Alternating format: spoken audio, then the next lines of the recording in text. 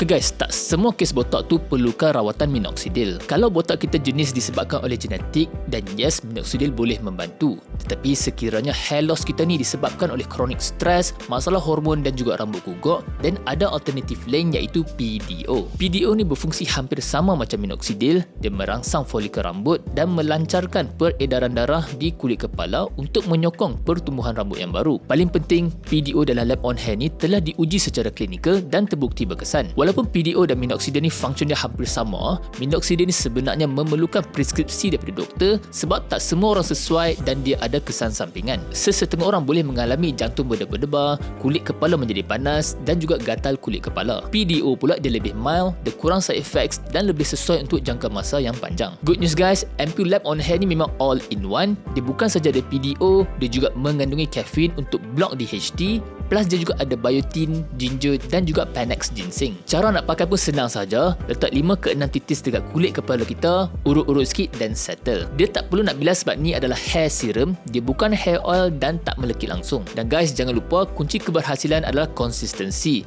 Kalau anda ada masalah rambut gugur ataupun cepat botak, anda boleh try ni.